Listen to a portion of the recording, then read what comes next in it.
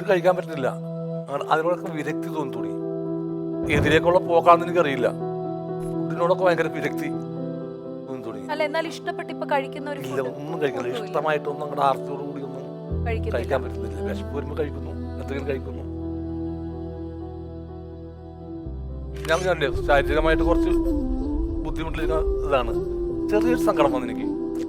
ഇപ്പം മിനിഞ്ഞാന്നാള് എനിക്കൊരു കോള് വന്നു. പടത്തിൻ്റെ ഷൂട്ടിംഗ് നടപ്പുണ്ട് തിരുവനന്തപുരത്ത്. 4 ദിവസത്തെ ഡേറ്റ് എനിക്ക് വേണം. നടക്കില്ല, പിന്നെ ഉറപ്പ് ശരിയല്ലേ. ഞാൻ ചുമ്മാ ചോദിച്ചാൽ ആരാ ഹീറോ, ആരാന്ന് വെച്ചു. രജനികാന്ത് ഹീറോ. അതെനിക്ക് ചെറിയൊരു വിഷമമുണ്ടായി. കാരണം ഒരാഗ്രഹം ഉണ്ടായിരുന്നു പുള്ളിയുടെ കൂടെ അഭിനയിക്കണം എന്നുള്ളത്. പറ്റില്ല എനിക്ക്. ഇപ്പൊ ഒന്ന് ബലവാനാവാനുണ്ട്. അതാണ് നമ്മ അവിടെ ചെന്നിട്ട് മോശക്കാരനാവരുത്. ആർട്ടിസ്റ്റിന്റെ രീതിയിൽ എന്ത് ചെയ്യാനുള്ള ഒരു ഇതിൽ വേണം പോകാനായിട്ട്. കാലുകളൊക്കെ മുട്ടൊക്കെ വയ്യാണ്ടിരിക്കുകയാണ്.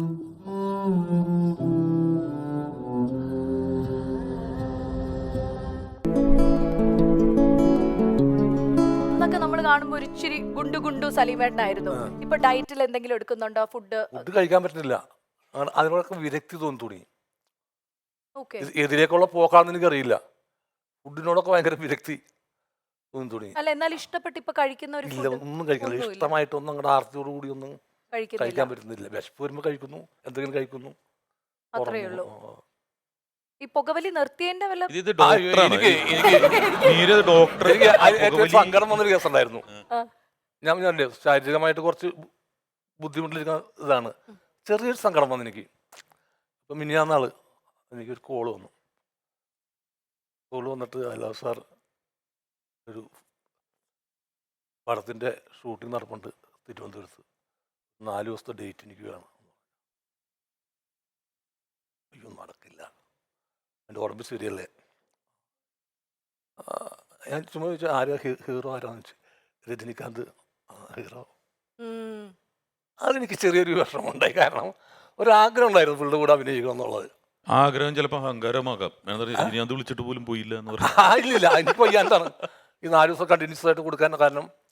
ഇല്ല, ഞാൻ ആർട്ടിസ്റ്റിനെ ചോദിക്കുന്നതിന് മുമ്പ് തന്നെ നോ പറഞ്ഞു. ഞാൻ പറ്റില്ല, എനിക്ക് ഇപ്പോൾ ഒന്ന് ബലവാനാവാനുണ്ട്. നമ്മ അവിടെ ചെന്നിട്ട് മോശക്കാരനാവരുത്. ആർട്ടിസ്റ്റിൻ്റെ രീതിയിൽ എന്ത് ചെയ്യാനുള്ള ഒരു ഇതിൽ വേണം പോകാനായിട്ട്. കാലുകളൊക്കെ മുട്ടൊക്കെ വയ്യാണ്ടിരിക്കുകയാണ്. അതൊരു എനിക്കൊരു പക്ഷെ അതിലൊരു സന്തോഷം നമുക്കുണ്ട്. എന്താ പറയുക, ഇന്ത്യയിലെ എക്കാലത്തെയും സ്റ്റാർ അവിടെ നിന്ന് ഒരു വിളി വന്നല്ലോ. അപ്പോ അവിടെ എഴുതി വെച്ചിരിക്കുന്ന ഒരു പേരാണ്. എത്രയോ കാലം ചർച്ച ചെയ്തിട്ടായിരിക്കും ഇവിടെ എത്തുന്നത്.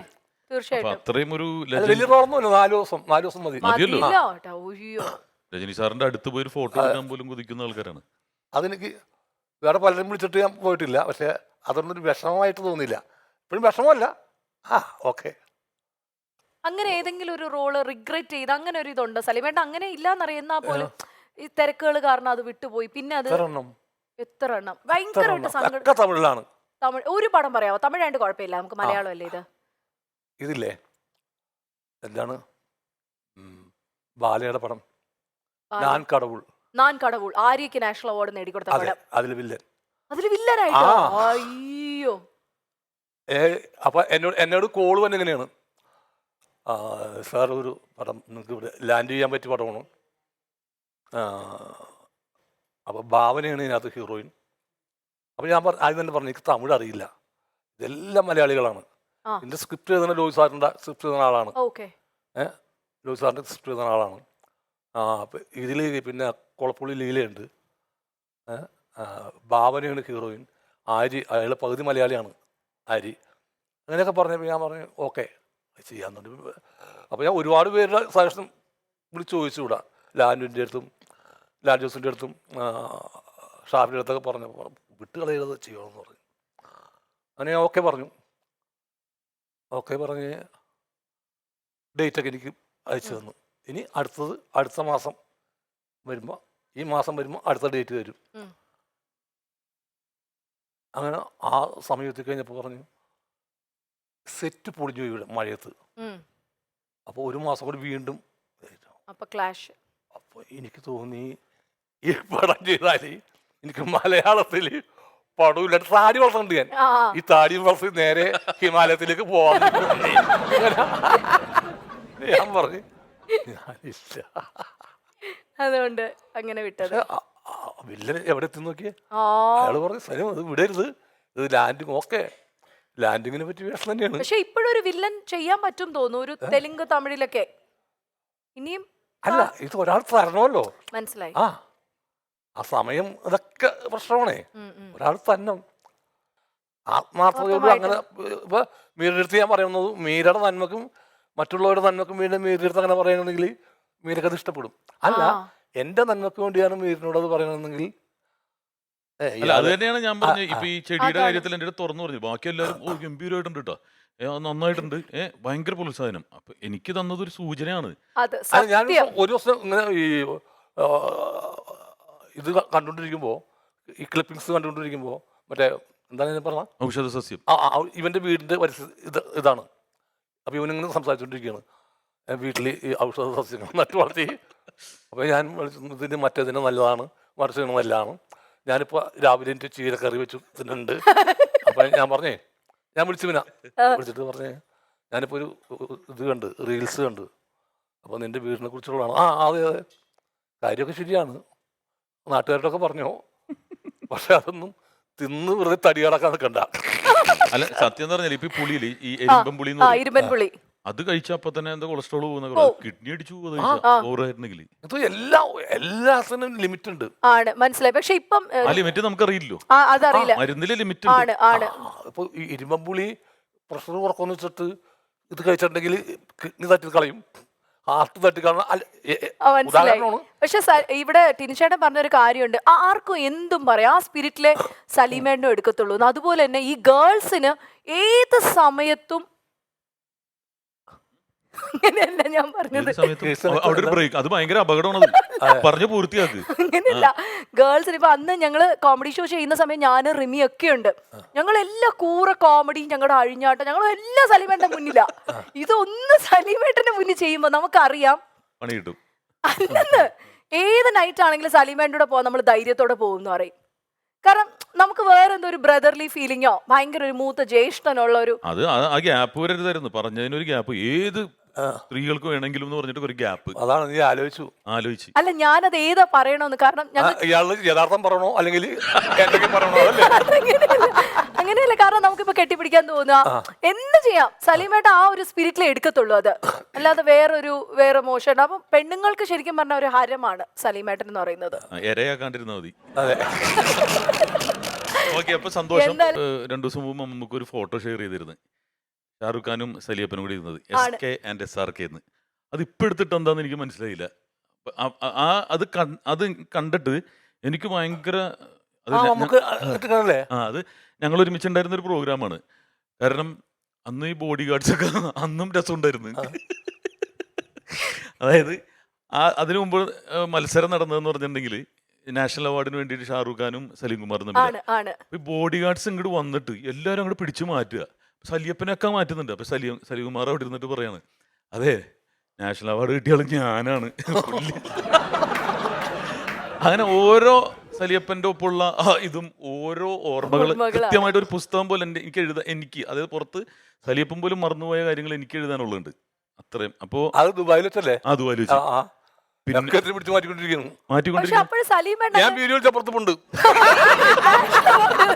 അപ്പൊ ഈ ബോഡി ഗാർഡ്സ് നോക്കുമ്പോഴേ ആരാന്ന് മനസ്സിലായി. പിന്നെ നോക്കുമ്പോ നടുക്ക് ഷാറുഖ് ഖാന്റെ ഒപ്പം നിൽക്കുക.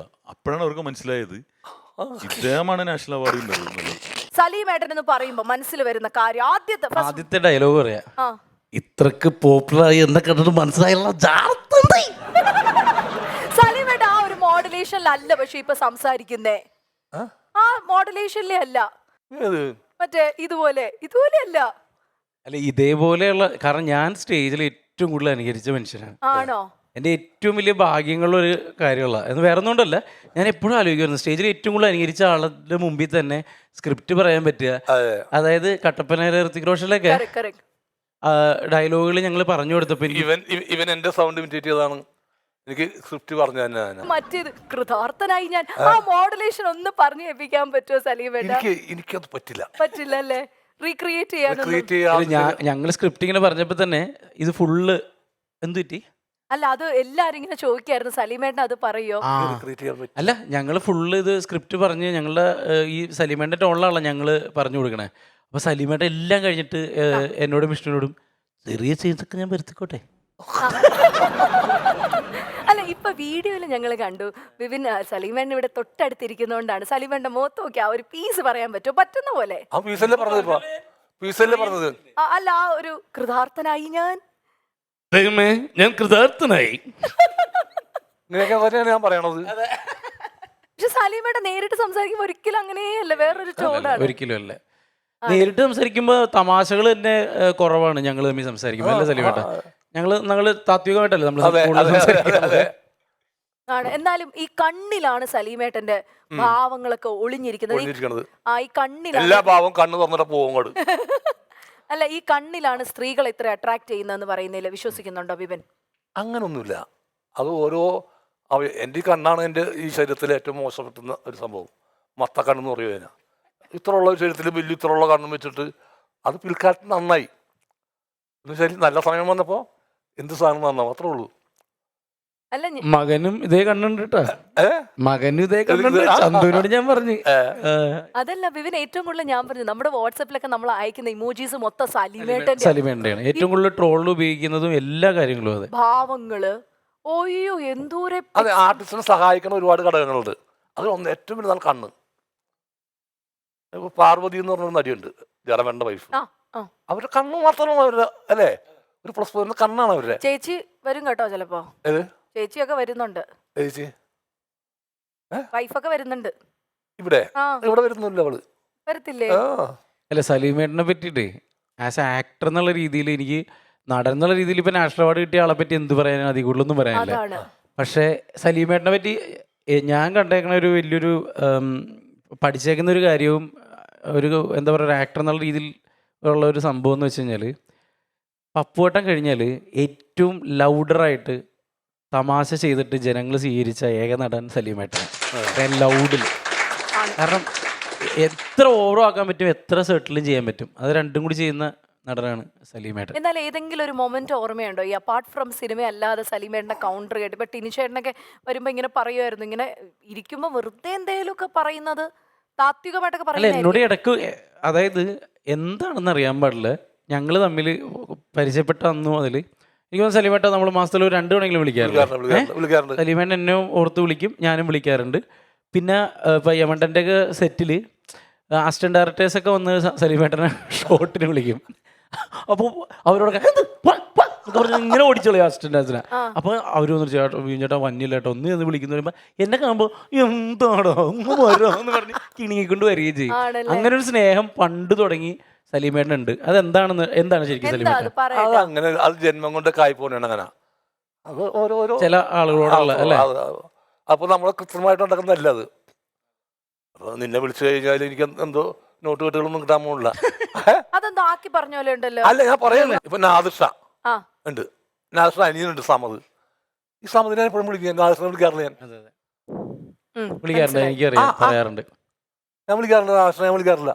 എല്ലാ അത്യാവശ്യത്തിന് വിളിച്ച് തമാശയൊക്കെ പറയാൻ വിളിക്കണം. ഞാൻ സമതിനെ വിളിക്കണം. അതെ അതെ, നമ്മള് ബുദ്ധിപരമായ തർക്കങ്ങൾ, ഉണ്ടാക്കിയിട്ടുണ്ടോ നിങ്ങൾ? കാരണം ഈ സ്ക്രിപ്റ്റിൽ ഇരിക്കുന്നവരാണല്ലോ, എപ്പോഴെങ്കിലും? ഒരിക്കലും ഉണ്ടാക്കിയിട്ടില്ല. സലീമേട്ടൻ ഒരു സജഷൻ പറയുന്നുണ്ടെങ്കിൽ അത് യുക്തിപരമായിരിക്കും, ഔചിത്യപരമായിരിക്കും. ഒരിക്കലും ലൂസ് ടോക്ക് ഉണ്ടാവാറില്ല, ലൂസായിട്ടുള്ള ഒരു സജഷൻ പറയാറില്ല. അത് സത്യമാണ്. ഞാൻ വെറുതെ നമ്മുടെ സിനിമയിൽ നമ്മ പറയുന്നത് കാര്യമായിരിക്കണം. കാരണം നമ്മളിപ്പോ ഫ്രഷ് ആയിട്ടൊക്കെ ചെന്ന് കയറിക്കൊണ്ട് ഇതെല്ലാം കൂടി എടുത്ത് നിൽക്കാന്ന് കയറുന്നത്. കാരണം ഇവരെന്ന് വെച്ചാൽ സ്ക്രിപ്റ്റാണ്, അറിയാം. അപ്പൊ അവര് പറയുന്ന എനിക്കുള്ള കാര്യമില്ല. അപ്പൊ നമ്മൾ വിവരക്കേട് പറയാതിരിക്കാന്നുള്ള ഏറ്റവും വലുത്. വിവരം പറയുന്നത് ഇതിലൊക്കെ നല്ല വിവരക്കേട് പറയാതിരുന്ന് രക്ഷപ്പെടുക എന്നുള്ളതാണ്. പിന്നെ അത്യാവശ്യ സാധനങ്ങൾ നമുക്ക് കയറ്റി വെക്കാനുള്ള അതിൽ പറയേണ്ട ഒരു കാര്യമുണ്ട്. നിങ്ങളുടെ സലീമേണ്ട ഒരു പീസ് ഉണ്ട്. അങ്ങനെ ഇപ്പൊ ഞാൻ നന്നായിട്ട് ഇവിടെ ഇത് നന്നാവണ്ട, ഇത് നന്നായിട്ട് ഈ ലോകം നന്നാവണ്ട, ഈ പാകിസ്ഥാൻ, അത് മര്യാദക്ക് പറഞ്ഞു ഞാൻ. മനസ്സിലായി. സലീമേട്ട ആയോണ്ടാണ് ഞങ്ങൾ ഇത് വെച്ചേക്കുന്നത്. ബിബിന്റെ ഒരു പ്രസൻസിലാണ് ഇത് ചെയ്യുന്നത്. ബിബിനും കൂടെ ഇവിടെ ഇരിക്കും. സലീമേട്ട, ഇതിന്റെ പേര് ഗൂഗിൾ ഓട്ടോ കംപ്ലീറ്റ് എന്നാണ്. ഓക്കെ, ഗൂഗിൾ അറിയാലോ. ഇപ്പൊ നമ്മള് ചുമ്മാ ആ പറ മനസ്സിൽ ഗൂഗിൾ ഓട്ടോ കംപ്ലീറ്റ്. അപ്പോ സലീമേട്ടനെ പറ്റി ഈ ലോകത്തുള്ള മലയാളികൾ ഏറ്റവും കൂടുതൽ തെരഞ്ഞെടുത്തിരിക്കുന്ന അല്ലെങ്കിൽ അവർ തെരഞ്ഞിരിക്കുന്ന ചോദ്യങ്ങൾ എന്താണെന്നാണ് നമ്മൾ പാത്തു വെച്ചേക്കുന്നത്. അത് നമ്മൾ ഇന്ന് പൊട്ടിക്കാൻ പോവാ. മനസ്സിലായോ? അതായത് സലീം കുമാർ എന്ന് പറഞ്ഞ ആൾക്കാർ തെരഞ്ഞിരിക്കുന്നത് എന്താണ്, എന്ത് വേണോ ആവാം, ലോകത്തുള്ള മലയാളികളാണ്, നമ്മളുടെ അല്ല, എന്റെ അല്ല ഇത്. ഓക്കെ, അപ്പൊ ഗൂഗിൾ ഇതാണ്. സലീമേട്ടൻ ഓരോന്നായിട്ട് പൊട്ടിക്കുമ്പോൾ ഞാനത് വായിച്ചോളാം. അപ്പോൾ ഇങ്ങനെ നമ്മൾ പാത്തു വെച്ചിരിക്കുകയാണ്. സലീമേട്ടൻ ആദ്യത്തെ ഏറ്റവും കൂടുതൽ പ്രേക്ഷകർ ചോദിക്കാൻ ഇത് ഇവിടെ ഇങ്ങനെ പിടിച്ച് ഹൗ ബാക്കി മറച്ചു വെച്ചിരിക്കുക. സലീമേട്ടൻ ഇതങ്ങ് പിടിച്ചങ്ങ് വലിച്ചാൽ മതി. ഇത് മാത്രം ആദ്യത്തത് ഇതിങ്ങനെ എടുത്ത് ഞാൻ എടുക്കട്ടെ. സലീമേട്ടന്റെ ചോദിച്ചേക്കുന്നത് How old is Salim Kumar? 54. 54. എത്ര വയസ്സാണ് സലീമേട്ടൻ എന്നാണ് ചോദിച്ചത്. 54. അതെ. അപ്പം സലീമേട്ടൻ ഇനി അടുത്ത ബിബിന് ഞാനും വേണമെങ്കിൽ എടുത്തുതരാം സലീമേട്ടൻ. അപ്പൊ ബിബിനെ അടുത്ത എടുത്തോ. ഈ സലീം കുമാർ എഗെയിൻസ്റ്റ് സ്റ്റേറ്റ് അവാർഡിനെതിരാണോ സലീം കുമാർ? നോ അല്ല. ഞാനേ അത് ഈ കോമഡി അവാർഡ് ഇവിടെ പറഞ്ഞു. ശരിക്കും അതിന് കാരണക്കാരൻ ഞാൻ തന്നെയാണ്. കോമഡി അവാർഡിൻ്റെ MA ബേബി അന്ന് ഇവിടെ മിനിസ്റ്ററാണ്. അപ്പോൾ വീട്ടിൽ വന്നിരുന്നു MA ബേബി അന്ന്. അപ്പോൾ വീട്ടിൽ വന്നപ്പോൾ ഞാൻ പറഞ്ഞു, ചേട്ടാ ഇങ്ങനെ ഈ നല്ല നടൻ്റെ ഒരു അവാർഡ് പ്രഖ്യാപിക്കണ വേളയിൽ ഇവിടെ കോമഡി ചെയ്യുന്ന ആളുകളും നല്ല വേഷങ്ങൾ ചെയ്യുന്നുണ്ട്. അപ്പം അവരെ കൂടി ഒന്ന് പരിഗണിക്കണം എന്ന് ഞാൻ തന്നെ പറഞ്ഞാണ് അതെന്ന്. പുള്ളി അതൊരു സമയത്ത് അത് കോമഡിയൻ്റെ അവാർഡാക്കി അത് പ്രഖ്യാപിച്ചു. അപ്പോൾ പുള്ളി തെറ്റിദ്ധരിച്ചത് കോമഡി അവാർഡ് കൊടുക്കണം എന്നാണ് ഞാൻ പറഞ്ഞെന്നുള്ള തെറ്റിദ്ധരിച്ചത് എനിക്ക് ഒരു വില തന്നത്. പുള്ളി അത് ചെയ്യുകയും ചെയ്തു. അപ്പോൾ ഞാൻ വെച്ച് ഓക്കെ, ഒരാൾക്ക് അവർ അവാർഡ് കിട്ടുന്ന കാര്യമല്ലേ. അപ്പോൾ ഞാനത് അന്ന് പറഞ്ഞപ്പോൾ പലരും പറഞ്ഞത് കോമഡീൻ്റെ അവാർഡ് കിട്ടട്ടെ, അതിനിപ്പോൾ എന്താണ്. അത് തെറ്റാണത്. കോമഡീൻ്റെ അവാർഡിന് ബില്ലിന് കൊടുക്കണം, രൗദ്രത്തിന് കൊടുക്കണം, അത് തെറ്റ് തന്നെയാണത്. അങ്ങനെ എന്നെ തിരഞ്ഞെടുത്തു ഒരു വർഷം കോമഡിയനായിട്ട്. അപ്പോൾ ഞാൻ പറഞ്ഞ് ഞാനിത് സ്വീകരിക്കുന്നുണ്ട്. കാരണം ഇത് സ്വീകരിച്ചില്ലെങ്കിൽ എനിക്ക് നാഷണൽ അവാർഡ് കിട്ടിയതിൻ്റെ പേരിലായിരിക്കാം ഈ അവാർഡിന് ഞാൻ സ്വീകരിക്കാതെ വെച്ചിട്ട് അത് സ്വീകരിച്ചു ഞാൻ. അതാണ് അവാർഡിന് ഞാൻ എതിരായിട്ട് ഇത് ചെയ്തതാണ്. പിന്നെ അവാർഡ് കമ്മിറ്റിക്കെതിരെ ഞാൻ കേസ് കൊടുത്തിട്ടുണ്ട്. ഹൈക്കോടതിയിൽ കമ്മിറ്റിക്കെതിരെയോ? അതിന് മാത്രമായിട്ടൊരു വക്കീലിനെ വെച്ചിട്ടുണ്ട്. അതെ. ആണ്. ഓക്കെ, അത് എന്റെ പണം കണ്ടില്ല എന്ന് കൊണ്ടാണ് അത് സത്യമായിരുന്നത്. അത് ഇപ്പോഴും കേസിന് പോയിട്ടുണ്ടെങ്കിൽ എനിക്ക് തന്നെയാണ് വിജയം. അത് വരും, എന്തെങ്കിലും വരും. ഞാൻ ചാവണേക്ക് മുമ്പ് എന്തെങ്കിലും വിധി വരും. അല്ല ഏട്ടാ, ഈ കേസിന്റെ കാര്യം പറഞ്ഞു. പോലീസ് കേസ്, സ്റ്റേഷനിൽ എന്തെങ്കിലും കേസസ് ഉണ്ടോ വേറെ സലീമേട്ടന്? ഇല്ല. അങ്ങനത്തെ വഴക്കാളി അങ്ങനത്തെ ഒന്നും അല്ല. അങ്ങനെ പറഞ്ഞാ കേക്കില്ല, അങ്ങനെയൊക്കെ ഉള്ളൂ, അത്രേ ഉള്ളൂ. അപ്പൊ സലീമേട്ടന്റെ അടുത്ത ചോദ്യമാണേ. എന്താ ചുമ്മാ പിന്നെ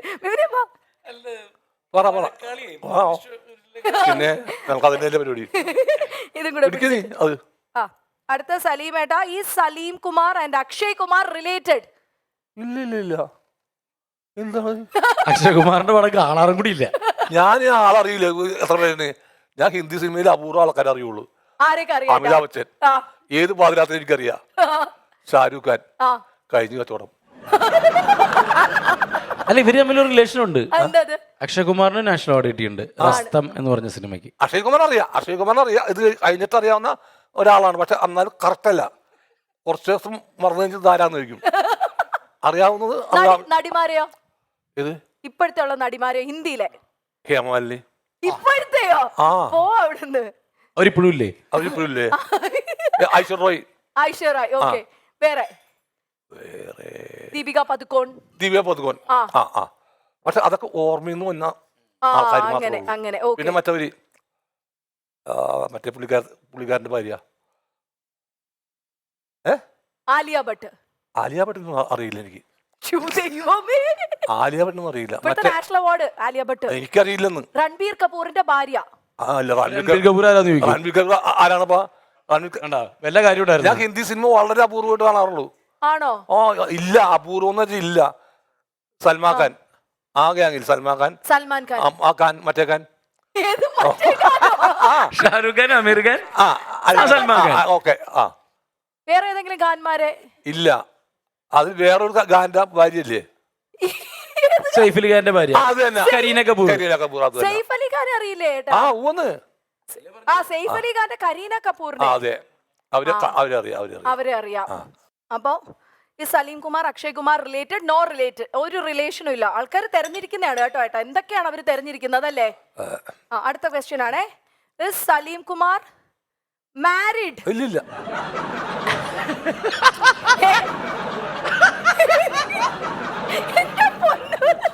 അത് എന്തെങ്കിലും ഒരു സെക്കൻഡ് വൈകിയാന്ന് നോക്കിയാൽ ഉത്തരം പറയാം. ബാക്കിയൊക്കെ ലാഗടിച്ച് പറഞ്ഞ ആളാ. ബാക്കിയല്ല. ഇല്ല, ഇല്ല, ഇല്ല. കല്യാണം കഴിച്ചിട്ടുണ്ടോ എന്ന്? ലോക മലയാളികളുടെ ഇതാണ്, എന്നെ കുറിച്ച് അന്വേഷിച്ചാണ്. കല്യാണം കഴിച്ചാണോ പൊട്ടന്മാരന്മാര്? അല്ല ഏട്ടാ, ഇപ്പൊ കല്യാണം കഴിക്കാത്ത ഒരുപാട് പേരുണ്ട്.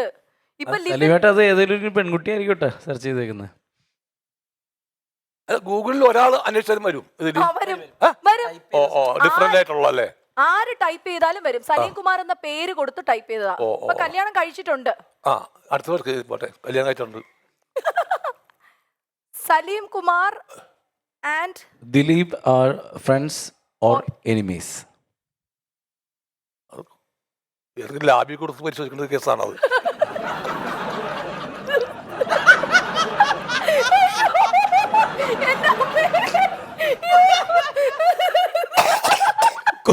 കൊറോണയുടെ ടെസ്റ്റ് ചെയ്യണത് നോക്കിയാണ്.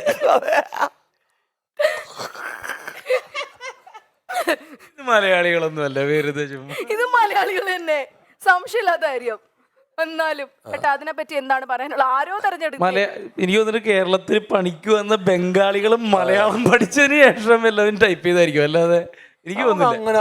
അങ്ങനെ ഞാൻ എന്താണ് എനിമീസ്? ശത്രുത കാരണം വേണ്ടേ? അല്ല, എനിക്ക് തോന്നുന്നത് എന്താണെന്നറിയോ, ഇവരുടെ ഒരു ഭയങ്കര റീൽ ഇപ്പം ഓടുന്നുണ്ട് കഴിഞ്ഞ ഒരു 6-7 മാസമായിട്ട്. CID മൂസയില് സലീമേട്ടൻ എന്തോ 1-2 പറഞ്ഞ് ഞാൻ ഇറങ്ങി പോവാണെന്ന് പറഞ്ഞെന്ന്. ഇത്രേ ഉള്ളൂ. എന്തോ ക്യാപ്റ്റൻ രാജുവിന്റെ ക്യാരക്ടറും സലീമേട്ടന്റെ ക്യാരക്ടറും എന്തോ രണ്ടും ഭ്രാന്തന്മാരോ. അതൊരു ആ സിനിമയായിട്ട് ബന്ധപ്പെട്ട സംഭവമാണ്. റീല് ഇറങ്ങി പോയി ഞാൻ പോകുന്നുണ്ട്, അല്ലാണ്ട് വേറെ തർക്കങ്ങളൊന്നും ഇല്ലാത്ത. അത് മതി. ഞാൻ പാലക്കാട് ഷൂട്ടിങ്ങിന് പോയി. അതൊക്കെ തന്നെ കാര്യം. അങ്ങനെ അത് അതില് ഒരു ശത്രുതൊന്നും ഇല്ലാത്ത. ദിലീപിന് ശത്രു തോന്നിട്ട് ഇറങ്ങി പോകുന്നതല്ലേ ഞാനും. അത് ഫ്രണ്ട്ഷിപ്പിന്റെ മറ്റൊരു ഭാഗമായിട്ട് ഉള്ള ഇറങ്ങിപ്പോക്കണ്ടല്ലോ. ഇങ്ങനെ ഈ ഫ്രണ്ട്സ് ആയിട്ട് അടിയൊക്കെ ഉണ്ടാക്കാറുണ്ട്? പിന്നെ ഇല്ലാണ്ട്. ഏറ്റവും കൂടുതൽ അടി ഉണ്ടാക്കുന്ന ആരുമായിട്ടായിരിക്കും ഫ്രണ്ട്സിന്റെ ഇടയിൽ, ഈ ഗാങ്ങില് സ്നേഹത്തിന്റെ പേരിലുള്ള അടികള്? എല്ലാവരും ഉണ്ടാക്കും. പിന്നെ അതാണ് ഫ്രണ്ട്ഷിപ്പിന്റെ അതാണല്ലോ അടിയുണ്ട്. അടി എന്ന് വെച്ചാല് വേദനിക്കാത്ത അടികൾ. എന്നാൽ ഒരു 3 AM ഫ്രണ്ട് എന്ന് പറഞ്ഞ ആരായിരിക്കും? അതായത് 3 മണിക്കും സലീമേട്ടന് ഫോൺ വിളിച്ചിട്ട് ആർക്കും വിളിക്കാം. അങ്ങനല്ല, സലീമേട്ടൻ വിളിക്കുന്ന ആരായിരിക്കും? 3 മണിക്കാണ് വിളിച്ചിട്ടുണ്ടെങ്കിൽ അവര് ഭർത്താവിന് ഇഷ്ടപ്പെട്ടില്ല. എന്റെ പൊന്നേ, അതല്ല ഞാൻ ചോദിച്ചത്. നമുക്കൊരു ഫ്രണ്ട് എന്നുള്ള നിലയിലേ നമ്മളൊരാളും നേരം വിളിച്ചാ പോലെ അതുവരെ കാത്തിരിക്കാനുള്ള ഒരു മാനസികാവസ്ഥ. ഇത് ഇന്ത്യ പാകിസ്ഥാൻ പ്രശ്നമൊന്നുമല്ലല്ലോ. പ്രണയത്താൽ അതെ, ഇത് ഒരുമാതിരി ഒരു വേദനയുള്ള സംഭവമാണ് ഈ സാധനം. അത് വേദന മുക്കുമ്പോഴുള്ള സംഭവമാണ് ഇത്.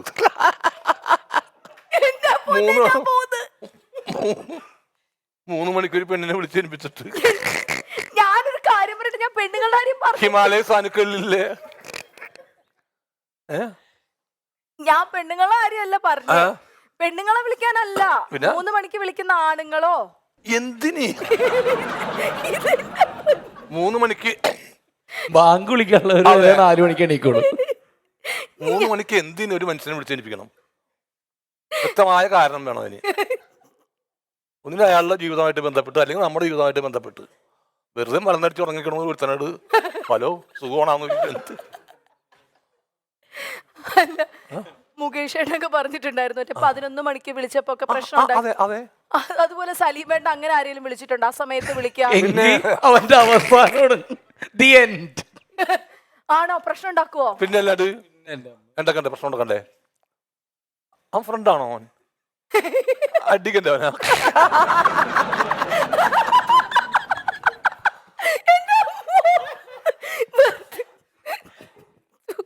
ഇത് പുള്ളിക്കാരത്തി ചോദിച്ചതിന്റെ ചോദ്യം ഫ്രണ്ട് വിളിച്ചാലല്ല, മുകേഷ് എണ്ണയൊക്കെ ഈ ഷൂട്ടിംഗ് ഒക്കെ കഴിഞ്ഞിട്ട് കിടന്ന് ഉറങ്ങി കഴിയുമ്പോൾ രാത്രി ഓരോ ആരാധകർ വിളിച്ച് ശല്യം ചെയ്യില്ലായിരുന്നു, ആ കാര്യം ചോദിച്ചു. അല്ല, ഫ്രണ്ട് വിളിച്ചാലും അത് തന്നെ പറയണം. ഫ്രണ്ട് വിളിച്ചാലും അത് തന്നെ പറയണം. ഞാൻ അത്തരത്തിൽപ്പെട്ട ആളാണ്. അയ്യോ. അല്ല, എന്നാലും ആരാധികമാരുമല്ലോ ഇപ്പം കാര്യമായിട്ടിരുന്ന് വിളിക്കുക. കാരണം സലീമേട്ടൻ ഒരുപാട് ഗേൾസ് ഫോളോയിങ് ഉള്ള ഒരാൾ കൂടിയായിരുന്നു സലീമേട്ടൻ. ഈ കോമഡി ചെയ്യുന്നവരോടൊരു പ്രത്യേക ഒരു ഇഷ്ടം സ്ത്രീകൾക്കുണ്ട്. ഞാനൊരു അകലം പറ്റിട്ടുണ്ട്. അതിനപ്പുറത്തേക്ക് സ്ഥിരമായിട്ട് വിളിപ്പിക്കാൻ അനുവദിക്കാറില്ല. അനുവദിക്കാറില്ല. ഓക്കെ, ബന്ധം അവിടെ മുറിച്ച് കളയാ. സ്ഥിര ഒരു ഫ്രണ്ട്ഷിപ്പിലേക്ക് പോകാൻ ഞാൻ ആഗ്രഹിച്ചിരുന്നില്ല. ഒരു കാര്യത്തും ഒരു കാലത്തും ആഗ്രഹിച്ചിട്ടില്ല. ഏറ്റവും കൂടുതൽ ആൾക്കാർ ടൈപ്പ് ചെയ്തേക്കുന്നതാണ് കേട്ടോ സലീമേട്ടാ, ഈ Salim Kumar villain in real life. വില്ലനാണോ നായകൻ? എന്നോട് അല്ല ചോദിക്കേണ്ടത്. എൻ്റെ വില്ലത്തരം കൊണ്ട് ബുദ്ധിമുട്ടുകൊണ്ട് വന്ന ആളുകളോടാണ് അവൻ വില്ലനാണോ നായകനാണോ ചോദിക്കുന്നത്, എന്നോടല്ല ചോദിക്കേണ്ട. ബിബിൻ, റിയൽ ലൈഫിലെ ഹീറോ? അല്ല, എനിക്ക് ഒരിക്കലും എനിക്ക് തോന്നിയിട്ടില്ലല്ലോ. ഞാൻ എൻ്റെ പറഞ്ഞില്ലേ, എൻ്റെ ചേട്ടനെ പോലെ ഒരാളാണ്. എനിക്ക് തോന്നിയിട്ടില്ല, ഒരിക്കലും തോന്നിയിട്ടില്ല. പിന്നെ ബൈബിളിലൊരു വാക്കുണ്ട്, ഹൃദയം പരിശോധിക്കുമ്പോൾ നല്ലവനായിരുന്നാൽ മതിയെന്ന്. ബാക്കി പുറമേ ഉള്ള കാര്യങ്ങളും കാട്ടായങ്ങളൊക്കെ അവസ്ഥകൾ കൊണ്ട് ആവാം. അപ്പം ഇങ്ങോട്ട് വന്ന വഴിക്ക് നമ്മളൊരു വണ്ടി വട്ടം ചാടുമ്പോൾ നമ്മൾ പെട്ടെന്ന് അയാളോട് ചിലപ്പോൾ ചൂടാവില്ലേ, അത് നമ്മുടെ അവസ്ഥയാണ്, അത്രേ ഉള്ളൂ. അല്ലാതെ ഹൃദയം പരിശോധിക്കുമ്പോൾ സലീമേട്ടൻ നല്ല ആളാണ്, ഹൃദയശുദ്ധിയുള്ള ആളാണ്. ആണ്. ഞാൻ പറഞ്ഞില്ലേ ബിബിൻ, എന്റെ കല്യാണം കഴിഞ്ഞ് എന്റെ കല്യാണ വീഡിയോയിൽ ഞാൻ കരയുന്നുണ്ട്. ഈ താലി കെട്ടുന്ന സമയത്ത് ഞാൻ കരയുന്നുണ്ട്. വൈകുന്നേരം എന്നെ വിളിച്ചു. ഞാൻ എൻ്റെ ഭർത്താവിന്റെ വീട്ടിൽ കയറിയപ്പോൾ എനിക്ക് കിട്ടുന്ന ഫസ്റ്റ് കോൾ എനിക്ക് സലീമേട്ടൻ്റെയാ. 3-4 വർഷമായി. അപ്പം കിട്ടിയിട്ട് എന്നെ പറഞ്ഞു, എടീ നീ കല്യാണം പറഞ്ഞില്ലല്ലോ. ഞാൻ പറഞ്ഞേട്ടാ കൊറോണയാണ്, ആരെയും വിളിക്കാൻ പറ്റില്ല. നീ കരയൊന്നും വേണ്ട, നന്നായിട്ട് ജീവിക്ക്. അന്നാ കെട്ടുന്നതിന് കാരണം അപ്പം നമുക്ക് ഈ പറഞ്ഞ ഭയങ്കര ഫാദർലി അറ്റാച്ച്മെന്റാണ് നമുക്ക് സലീമേട്ടനോട് തോന്നുന്നത്. അപ്പോൾ അതുകൊണ്ട് ഒബ്വിയസ്ലി റിയൽ ഹീറോ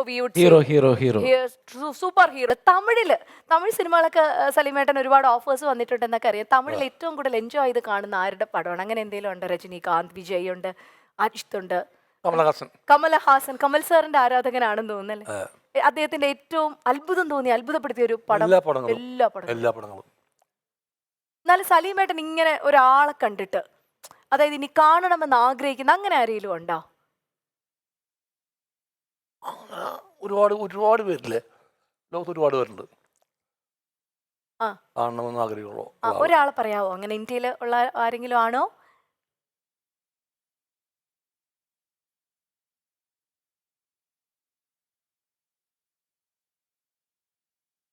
ആരെയാണോ ഇനി കാണണമെന്നുള്ള? എങ്ങനെയാണ് കാണാൻ ആഗ്രഹം തോന്നുന്നത്? കാണാൻ ആഗ്രഹമുള്ള ഒരുപാട് പേരുണ്ട്. മോദിനെ കാണണമെന്ന് ആഗ്രഹമുണ്ട് എനിക്ക്. നരേന്ദ്രമോദിനെ? അതെ, രാഹുൽ ഗാന്ധിനെ കാണണമെന്ന് ആഗ്രഹമുണ്ട്. ഇപ്പൊ മോദിജിനെ കണ്ട ഇപ്പൊ പെട്ടെന്ന് എന്ത് പറയും സലീമേട്ടൻ? മോദിജി ഇതേ നേരിട്ട് വന്ന് നിൽക്കാണ്, ഫസ്റ്റ് പറയുന്ന കാര്യം? ഹലോ, ഇരിക്കൂ, നിക്കല്ലേ? ഒരു രക്ഷയില്ല കേട്ടോ. അല്ലേ, പുള്ളി എത്ര നേരം പുള്ളി നിർത്തും? നമ്മള് ഇന്ത്യയുടെ പ്രൈം മിനിസ്റ്ററാ, ഇരുന്ന് ചായ കുടിക്കാൻ പറയും, ചായ കുടിക്കുമെങ്കിൽ അങ്ങനെയൊക്കെ സംസാരിക്കും. ഓക്കെ.